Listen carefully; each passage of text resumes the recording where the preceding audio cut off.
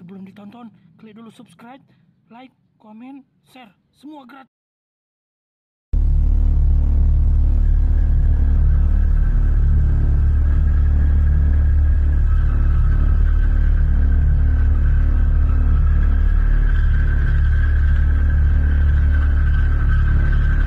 Dukhon ini azab yang cerdas. Dia membedakan antara apa yang dialami oleh orang beriman sebagai dampak terpapar dukhon dengan orang kafir serta munafik yang terpapar dukhon. Kira-kira Nabi mengatakan bahwa bagi orang beriman ketika dia terpapar kabut asap dukhon ini, dia mengalami zukmah. Zukmah itu flu atau pilek, ya. Tetapi orang-orang kafir dan orang munafik, badan mereka membengkak sampai keluar cairan-cairan dari lubang telinga, lubang tubuh lain-lainnya, lubang telinga, lubang mulut, lubang hidung, lubang duburnya, ya. Jadi azab itu bagi kaum munafikun dan kaum kafirun. Tapi bagi orang beriman, dia menimbulkan masalah tapi tidak sampai menimbulkan masalah yang berat.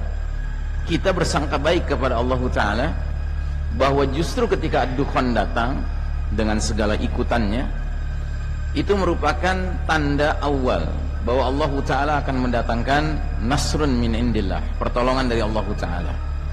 Allah akan memberlakukan kembali sunnatullahnya, yaitu sunnah tadawul, sunnah pergiliran, yang mana giliran orang-orang kafir yang selama ini memimpin dunia, Allah cabut haknya, digantikan dengan orang beriman.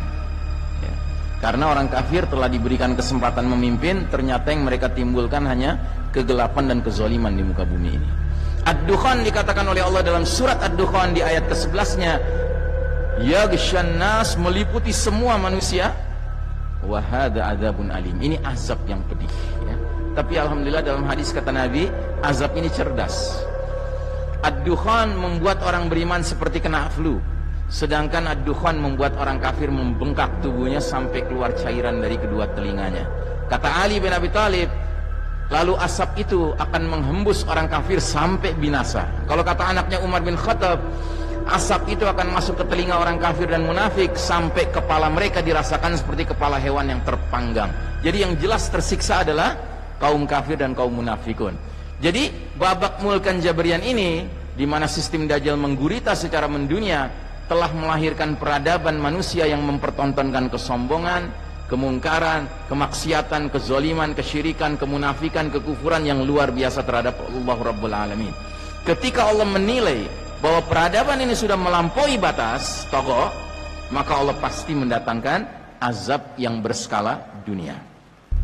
Bayangkan saja, dulu di zaman Nabi Lut alaihissalam, LGBT dipraktekkan di 7 kota, semuanya di satu negeri, namanya Sodom. Sedangkan hari ini Pak, LGBT sudah dihalalkan hukumnya, ya, pernikahan sejenis kelamin sudah halal hukumnya di 23 negara di seluruh dunia Pak. 23 negara terpencar-pencar, Kanada, Amerika Utara, Eropa, Afrika Selatan, Australia, Selandia Baru. Belum lagi negeri-negeri Asia yang sedang ngantri jadwal di parlemennya membicarakan tentang LGBT. Taiwan, Hong Kong, ya kan, itu semua tuh menanti saja.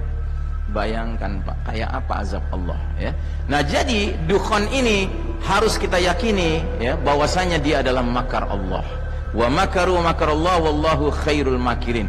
Orang-orang kafir membuat tipu daya sistem Dajjal ini, tetapi Allah akan balas tipu daya mereka dengan mendatangkan dukhon dengan segala perangkat-perangkatnya. Jadi badai fitnah dukhon dan fenomena alam lainnya ternyata justru membawa kepada kondisi yang mengisyaratkan bahwa Allah Ta'ala akan segera menggilir kembali kepemimpinan dunia kepada kaum beriman sesudah kaum kafir berjaya namun memanfaatkannya untuk menebar kegelapan dan kezaliman. Jadi ayat ini akan berlaku lagi, cuman arah panahnya bukan ke bawah. Kalau kemarin arah panahnya ke bawah, dari babak ketiga ke babak keempat, nanti kita berpindah dari babak keempat ke babak kelima, ke atas Pak, ya. Dan saya termasuk orang yang bersangka baik melihat kelakuan umat manusia yang makin hari makin layak diazab. Kelihatannya datangnya dukhon nggak lama lagi Pak. Gitu. Cuma jangan karena alasan itu kita malam-malam sholat tahajud berdoa, ya Allah segerakan datang dukhon. Bukan begitu, ya kan? Jangan kita mengharapkan fitnah, jangan. Tetapi yang pasti kalau itu terjadi, kita harus menjadi orang beriman yang cerdas, ya, yang melihat apa yang ada di baliknya. Nah, jadi saudaraku rahimakumullah, hakikatnya perpindahan kita dari babak keempat di mana kita hidup sekarang menuju babak kelima penuh kejayaan nanti harus melewati masa transisi yang memang penuh ujian, penuh tantangan, penuh kesulitan. Ya, akan ada hantaman keras dari langit, akan ada azab dukhan, akan ada pembenaman bumi di timur, di barat, akan ada peperangan-peperangan dipimpin Al-Mahdi, akan ada yang namanya kita menghadapi Dajjal, bahkan menghadapi Ya'juj wa Ma'juj. Dan ini semua kaedahnya adalah inna ma'al usri yusron. Sesungguhnya bersama kesulitan ada kemudahan. Ada satu yang saya lupa sebut, akan terjadi shutdown of modern technology. Nah, ini penting saya garis bawahi, karena apa? Karena sebagian besar kita sudah terlalu nyaman dengan teknologi canggih, padahal justru teknologi canggih inilah andalan utama sistem Dajjal ini. Kalau dia hancur, Pak, teknologi canggih, dia tidak bisa berlaku di mana-mana sama sekali. Dan itu menguntungkan bagi kita, kata Syekh Mubayyad. Kenapa? Karena tiba-tiba barat kafir yang tadinya merasa digdaya dengan teknologi canggih, dengan kita kaum muslimin menjadi setara. Tadinya mereka di atas kita, ya, mereka bisa menzolimi kita dengan kecanggihan teknologi. Nanti kalau sudah nggak ada teknologi, Pak, kita jadi setara. Dan kalau sudah setara, kaidah Betawi bisa kita pakai.